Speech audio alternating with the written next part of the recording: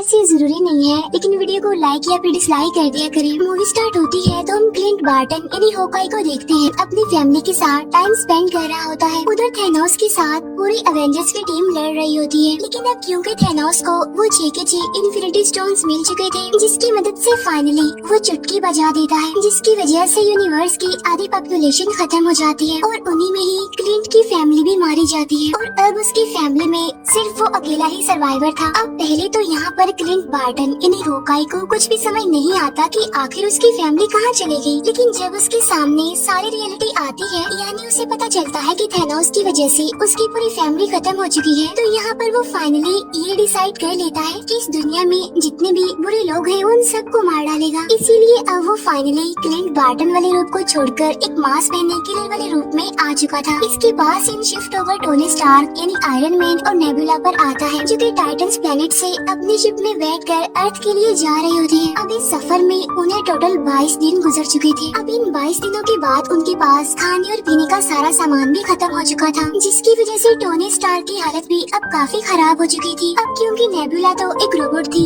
इसीलिए उस पर खाना और पानी ना मिलने का कोई भी असर नहीं होता। जो डिफिकल्टीज भी थी वो सारे टोनी स्टार्क को ही फेस करनी पड़ रही थी। इसीलिए टोनी स्टार्क अब पूरी तरह से हिम्मत हार चुका था और तब वो मरने के लिए अपनी चेयर पर जाकर बैठ जाता है और अपनी मौत का इंतजार करता है। लेकिन ठीक उसी टाइम वहाँ पर एक मिरेकल हो जाता है, और वो ये कि उसके सामने आ जाती है कैरल डैनवर्स यानी कि कैप्टन मार्वल। अब जैसे ही कैरल को उनका शिप दिखाई देता है तो वो उनकी हेल्प करने के लिए आगे बढ़ती है। इसके बाद वो उनकी शिप को अर्थ पर ले आती है, क्योंकि कैप्टन मार्वल भी बहुत ही ज्यादा इम्पोर्टेंट और पावरफुल कैरेक्टर है। फिर हमें दिखाया जाता है कि जब थैनोस ने इन्फिनिटी स्टोन्स मिलने पर चुटकी बजाई थी, तब सभी लोग राख में बदलकर खत्म हो रहे थे। लेकिन उसी टाइम निक फ्यूरी ने अपने डिवाइस से कैप्टन मार्वल को एक मैसेज भेजा था। तब उस मैसेज के मिलते ही कैप्टन मार्वल अर्थ की तरफ आने लगती है, लेकिन इसी दौरान उसे वहाँ पर टोनी स्टार का शिप दिखाई देता है, तो इसीलिए वो स्पेसशिप को भी अर्थ पर ले आती है। कैरल को अर्थ पर आने के बाद थैनोस के बारे में सारी इन्फॉर्मेशन मिल जाती है, और जब उसे ये पता चला कि थैनोस बहुत ज्यादा पावरफुल है, तो उसने सभी एवेंजर्स को एक आइडिया दिया कि हम क्यों ना सारे इन्फिनिटी स्टोन्स को जमा करें और वापिस से इसी टाइमलाइन में आकर उन सारे इन्फिनिटी स्टोन्स का यूज करें, जिससे होगा ये कि सारे मरे हुए लोग वापस आ जाएंगे और साथ साथ हम थैनोस का भी खेल खत्म कर सकेंगे। ठीक उसी टाइम पर उन्हें अपने सिस्टम से एक खास किस्म की इन्फॉर्मेशन मिलती है, जहाँ पर रॉकेट उन्हें बताता है कि जब थैनोस ने चुटकी बजाई थी तो पूरे यूनिवर्स में एक ऐसी वेव यानी लहर फैली थी जो कि आज से पहले कभी भी नहीं देखी गई। और बिल्कुल ऐसा ही 2 दिन पहले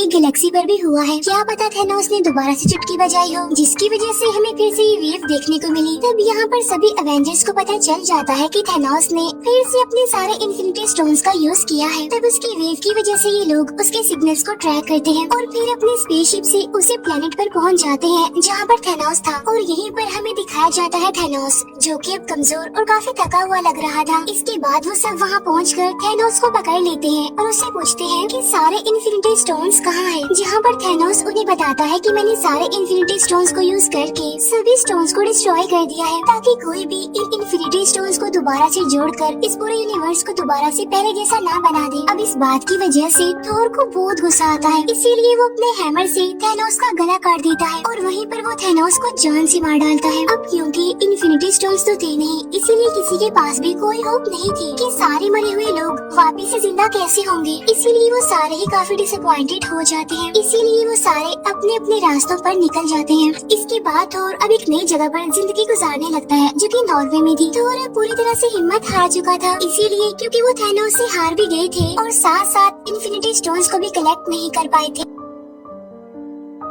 थोर बिल्कुल लेजी हो गया था। वो अलग अलग तरह के नशे भी करने लग गया था, जिसकी वजह से वो फैटी भी हो गया था। दूसरी तरफ हल्क ने अपने ब्रूस बैनर और हल्क की बॉडी पर कुछ साल काम करके उन दोनों बॉडीज को मिला दिया, जिससे फाइनली वो बन गया प्रोफेसर हल्क, जिसमें हल्क की पावर्स के साथ साथ ब्रूस बैनर का तेज दिमाग भी था। दूसरी तरफ हम देखते हैं कि कैप्टन अमेरिका ने एक ग्रुप बनाया है, जिसमें वो सर्वाइवर्स को सिखाता था कि जो टाइम गुजर गया हमें उस पर नहीं, बल्कि जो हमारा आने वाला कल है यानी हमारा जो फ्यूचर है हमें उस पर फोकस करना चाहिए। अब जिंदगी को मजीद किस तरह से अच्छा बनाया जाए वो इस बारे में काफी डिस्कशन करता रहता था। टोनी स्टार्क यानी आयरन मैन ने पेपर पोर्ट से शादी कर ली थी और उनकी एक बेटी भी थी। यहाँ पर टोनी अपनी फैमिली के साथ एक पुरसुकून लाइफ गुजार रहा था जिसका अब दुनिया से कोई लेना देना नहीं था। इसके बाद 5 साल गुजर जाते हैं। जब एंटमैन पिम पार्टिकल्स लेने के लिए गया था तो थैनोस की चुटकी बजा देने की वजह से वो वहीं पर फंस गया और जिस लैब में वो गया था वो एक वैन में थी, लेकिन वहाँ पर एक चूहा होता है जिसकी वजह से वो मशीन फिर से स्टार्ट हो जाती है, जिससे होता ये है कि एंटमैन इन स्कॉटलैंड फिर से हमारी दुनिया में वापस आ जाता है। अब जिस दुनिया में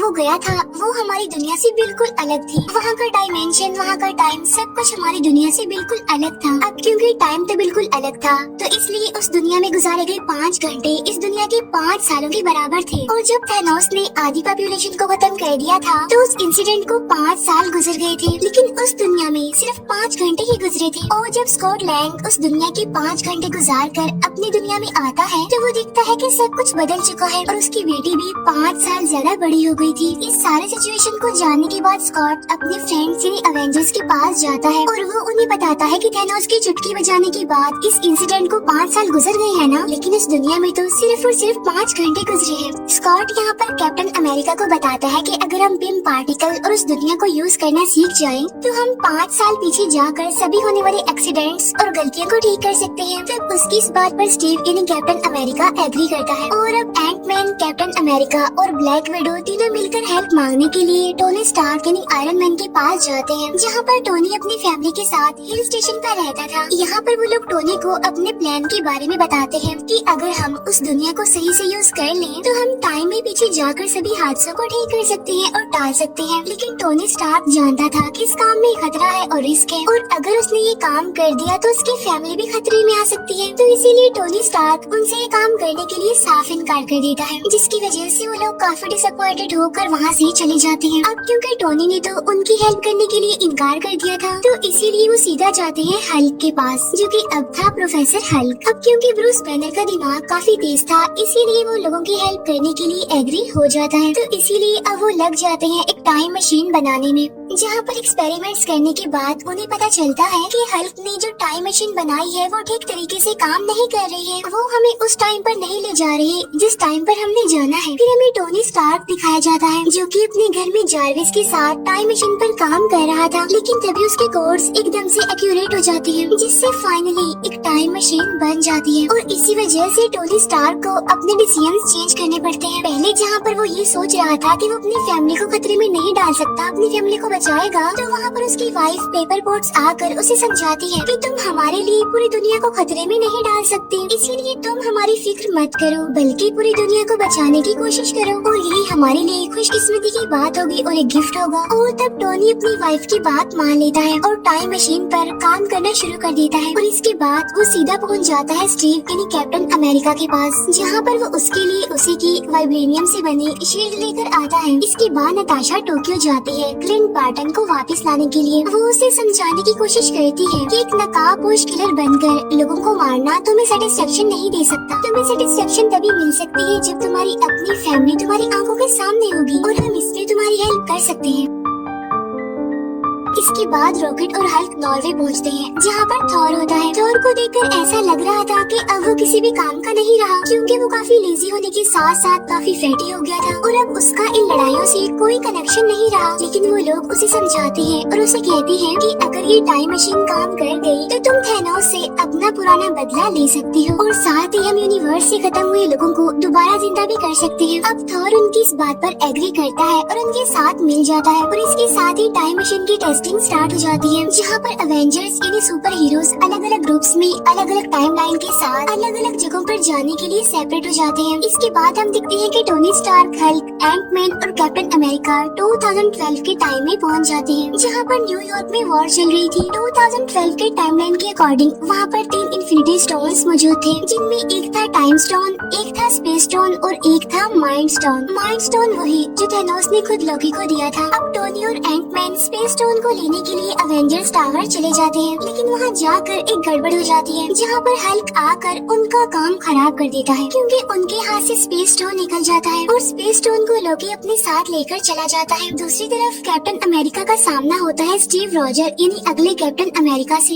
यहाँ पर कुछ टाइम के लिए उन दोनों के बीच फाइट होने लगती है, लेकिन फाइनली लेटेस्ट वाला कैप्टन अमेरिका माइंड स्टोन को वहाँ से लेकर चला जाता है। इसके बाद हल्क टाइम स्टोन को लेने के लिए जाता है, लेकिन वहाँ पर टाइम स्टोन डॉक्टर स्ट्रेंज के पास नहीं बल्कि गुरु माँ के पास होता है। यहाँ पर हल्क गुरु माँ से टाइम स्टोन को मांगता है, जिस पर गुरु माँ उसे कहती है कि अगर मैंने तुम्हें टाइम स्टोन दे दिया तो इस पूरे यूनिवर्स में बहुत सारी टाइम लाइन्स बन जाएंगी, जिसकी वजह से हमारी टाइमलाइन बिगड़ जाएगी, जो कि मैं बिल्कुल भी होने नहीं दे सकती। तब यहाँ पर हल्क गुरु माँ को काफी समझाने की कोशिश करता है कि फ्यूचर में काफी बड़े बड़े हादसे होने वाले हैं, जिसके लिए मुझे इस टाइम स्टोन की बहुत जरूरत है, लेकिन स्टिल गुरु माँ उसकी बात नहीं मानती। तब यहाँ पर ब्रूस बैनर उसे कहता है कि अगर डॉक्टर स्ट्रेंज ने टाइम स्टोन थैनोस को दिया है तो उसके पीछे उसका कोई मास्टर प्लान जरूर छुपा होगा। अब गुरु माँ इस बात पर एग्री करती है और अब वो फाइनली टाइम स्टोन हल्क को दे देती है। अब यहाँ पर कैप्टन अमेरिका और हल्क ने माइंड स्टोन और टाइम स्टोन तो हासिल कर लिए थे, लेकिन टोनी स्टार्क और एंट मैन को अभी तक स्पेस स्टोन नहीं मिला था, जिसकी वजह से अब टोनी स्टार्क और कैप्टन अमेरिका ये डिसाइड करते हैं कि वो टाइम में और पीछे जाएंगे और वहाँ जाकर वो स्पेस स्टोन को हासिल करने की कोशिश करेंगे। और इसके बाद वो दोनों पहुँच जाते हैं सीधा 1970 के टाइमलाइन में, जहाँ पर हम टोनी स्टार्क के फादर को देखते हैं। यहाँ पर टोनी अपने फादर से मिलकर काफी खुश होता है, साथ साथ वो वहाँ से स्पेस स्टोन हासिल करने में भी कामयाब हो जाता है। लेकिन अब क्योंकि कैप्टन अमेरिका भी वहाँ पर मौजूद होता है तो इसीलिए वहाँ पर उसे पिम पार्टिकल्स भी नजर आ जाते हैं, तो इसीलिए वो पिम पार्टिकल्स को भी लेकर अपने रियल वाले टाइमलाइन में आ जाते हैं वापस। इसके बाद थॉर और रॉकेट पहुँच जाते हैं 2013 के टाइमलाइन में, जहाँ पर उन्होंने रियलिटी स्टोन लेना था जो कि जेन फॉस्टर की बॉडी में था, तो इसीलिए वो दोनों जेन फॉस्टर के लोकेशन पर चले जाते हैं। वहाँ पर जाकर थॉर अपनी मदर से मिलता है। यहाँ पर वो अपनी मदर को सारी बात समझाने की कोशिश करता है। अब क्योंकि थॉर की मदर एक जादूगरनी थी, इसीलिए वो फ्यूचर देखकर थॉर की सारी डिफिकल्टीज समझ चुकी थी और इसीलिए वो थॉर को समझाने की कोशिश करती है कि तुम्हें परेशान होने की कोई जरूरत नहीं है, क्योंकि जो कुछ भी होगा अच्छा होगा। और ठीक उसी टाइम पर थॉर अपना हाथ आगे करता है, जहाँ पर उसका हैमर भी अब उसके पास आ चुका था। वही रॉकेट भी जेन फॉस्टर की बॉडी से रियलिटी स्टोन हासिल करने में कामयाब हो गया था, इसीलिए वो दोनों वापिस से अपनी टाइमलाइन में आ जाते हैं। इसके बाद हमें दिखाए जाते हैं क्लिंट बार्टन यानी होकाई और ब्लैक विडो, जो कि 2014 के टाइमलाइन में आते हैं और यहाँ पर वो सोल स्टोन हासिल करने के लिए आए थे, जहाँ पर वो मिलते हैं रेड स्कल से। यहाँ पर रेड स्कल सोल स्टोन के लिए उन्हें बताता है कि ये स्टोन हमेशा सोल के बदले सोल मांगता है और अगर तुम सोल स्टोन को पाना चाहते हो तो तुम्हें एक सोल को सेक्रीफाइस करना पड़ेगा। अब यहाँ पर वो दोनों समझ जाते हैं कि अगर उन दोनों में से कोई एक खुद को सेक्रीफाइस नहीं करेगा तो वो सोल स्टोन हासिल नहीं कर सकेंगे। अब यहाँ पर वो दोनों एक दूसरे को बचाने के लिए अपनी ही जान सेक्रीफाइस करने के लिए भी तैयार थे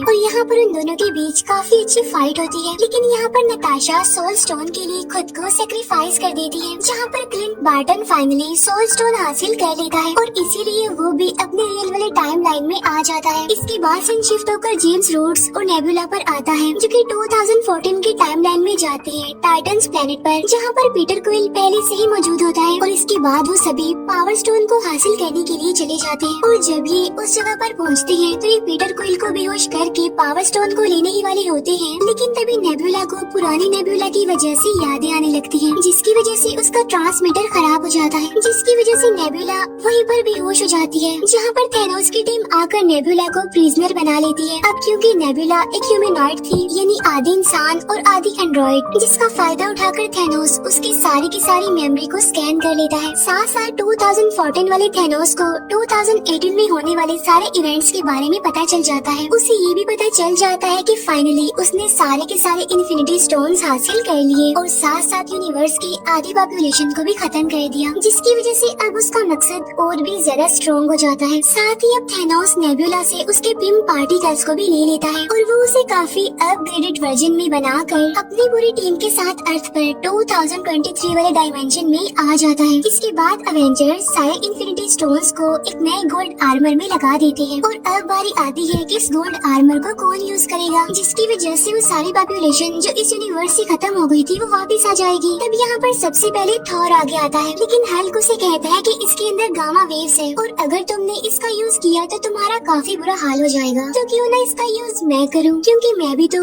गामा वेव से ही बना हूँ। इसके बाद हल्क उस गोल्ड आर्मर को पहनता है और चुटकी बजा देता है, लेकिन यहाँ पर हल्क की हालत काफी खराब हो जाती है। अब हालांकि थैनोस ने भी सारे इन्फिनिटी स्टोन्स को हासिल करने के बाद ही गोल्ड आर्मर को यूज किया था, लेकिन उसे तो कुछ भी नहीं हुआ था। लेकिन यहाँ पर हल्क के साथ ऐसा इसलिए हुआ था क्योंकि थैनोस हल्क की निस्बत काफी ज्यादा पावरफुल था और यही वजह होती है कि हल्क की यहाँ पर काफी बुरी हालत हो जाती है। लेकिन वो सारी पॉपुलेशन जो यूनिवर्स से खत्म हो चुकी थी अब वो वापस आने लगी थी। तब इस बात की वजह से वो सारे अवेंजर्स काफी खुश होते हैं, लेकिन उनकी ये खुशी ज्यादा टाइम तक टिक नहीं पाती, क्योंकि तब थैनोस भी अपने शिप और अपनी पूरी टीम के साथ रियल टाइम इन 2023 में पहुंचकर उन लोगों के लोकेशन को बॉम्ब से उड़ा देता है, जिसकी वजह से वहाँ पर काफी बड़ा ब्लास्ट हो जाता है और वहाँ पर सब कुछ डिस्ट्रॉय हो जाता है। साथ साथ थैनोस भी काफी गुस्से में था और इस बार वो चाहता था कि वो सारे इन्फिनिटी स्टोन्स को हासिल करके आधी पॉपुलेशन नहीं बल्कि इस पूरे यूनिवर्स की सारी पॉपुलेशन को ही खत्म कर दे और उसके बाद वो एक नया यूनिवर्स बनाए जहाँ पर सब लोग थैनोस को अपना गॉड समझे, उसे माने और उसे सबसे ज्यादा इम्पोर्टेंस दे। और यहाँ पर इस मूवी की सबसे जबरदस्त फाइट शुरू हो जाती है। अब यहाँ पर बहुत अच्छे सीन्स हमें देखने को मिलते हैं, क्योंकि थैनोस की टीम और अवेंजर्स यानी हमारे सुपर हीरो एक दूसरे के आमने सामने आकर मुकाबला करते हैं। यहाँ पर बार्टन उस गोल्ड आर्मर को लेकर भागता है। इसके बाद हमें दिखाया जाता है कि कैप्टन अमेरिका हैमर ले लेता है और इसके बाद वो थैनोस से लड़ाई करने लगता है। अब यहाँ पर हम कैप्टन अमेरिका और थैनोस के बीच एक काफी जबरदस्त फाइट देखते हैं, लेकिन थैनोस के आगे टिकना कोई आसान बात नहीं है, क्योंकि थैनोस उन सबसे ज्यादा पावरफुल था। अब यहाँ पर थैनोस की टीम अवेंजर्स पर भारी पड़ रही थी, इसीलिए सभी हीरोज हार मानने के करीब थे। लेकिन उसी टाइम पर 5 साल पहले लड़ाई करने वाले सारे अवेंजर्स और सुपर हीरोज उनकी हेल्प करने के लिए आ जाते हैं। जहाँ पर पहले तो आगे आती है ब्लैक पैंथर की टीम, इसके बाद सेकंड नंबर पर आगे आती है वोंग की पूरी टीम और अब सारे अवेंजर्स एक बार फिर से इकट्ठा होकर थैनोस और उसकी टीम के अगेंस्ट लड़ने लगते हैं। यहीं पर हम देखते हैं कि डॉक्टर स्ट्रेंज आयरन मैन को वही इशारा देते हैं कि ये वही आखिरी प्रेडिक्शन है जो मैंने लाखों करोड़ों में से एक चूज की थी और अगर हम इस मोमेंट पर सक्सेसफुल हो गए तो हम थैनोस का खात्मा कर सकते हैं, वरना तो हमें दूसरा मौका तो नहीं मिलने वाला। यही हमारे पास आखिरी मौका है, हमें इसमें ही कुछ करके दिखाना है। अब यहाँ पर आयरन मैन थैनोस के हाथ से सारे इन्फिनिटी स्टोन्स चुरा कर अपने गोल्ड आर्मर में पहन लेता है और इसके बाद वो बोलता है आई एम आयरन मैन और ऐसा कहते ही वो भी चुटकी बजाता है, जिससे कि थैनोस और उसकी सारी टीम राख बनकर अब वहाँ से गायब हो जाती है और अब बचते हैं तो सिर्फ और सिर्फ इस पूरे रियल टाइम के हीरोज और साथ ही इस टाइमलाइन की पॉपुलेशन। लेकिन साथ साथ यहाँ पर आयरन मैन काफी बुरे तरीके से इंजर्ड हो गया था और इसके बाद यहाँ पर हम वो सैड सीन देखते हैं जहाँ पर आयरन मैन की मौत हो जाती है। इसके फौरन बाद हम टोनी स्टार्क यानी आयरन मैन का फ्यूनरल देखते हैं, जिसमें के सारे एवेंजर्स आए हुए थे। इसके बाद और पीटर क्विल और गार्डियंस ऑफ द गैलेक्सी की टीम के साथ निकल जाता है। अब अवेंजर्स ने ये डिसाइड किया था कि हम जिस भी स्टोन को जहाँ से भी उठाएंगे तो हमारा काम खत्म होने के बाद हम उस स्टोन को वापस से उसकी जगह पर रख आएंगे। तो इस काम के लिए आगे बढ़ता है कैप्टन अमेरिका। अब यहाँ पर कैप्टन अमेरिका थोर की हैमर और साथ साथ 6 के 6 इन्फिनिटी स्टोन्स को अपने साथ में लेकर टाइम मशीन का यूज करते हुए हर स्टोन को उसकी जगह पर वापस रख देता है। अब क्योंकि कैप्टन अमेरिका ने 70 साल बर्फ में गुजारे थे तो इसीलिए उसने अपनी जिंदगी को ठीक से नहीं जिया था, तो इसीलिए वापस से वो अपने 1945 के टाइमलाइन में आकर अपने साथियों के साथ अपनी बाकी की जिंदगी गुजारता है। और जब उसका लास्ट मोमेंट आता है तो वो रियल टाइम यानी 2023 के डायमेंशन में आकर अपने साथी यानी फैल्कन को अपनी खास शील्ड देकर कहता है कि अब से यहाँ के कैप्टन अमेरिका तुम ही हो। और यहीं पर ये मूवी दी एंड हो जाती है। Thank you for watching.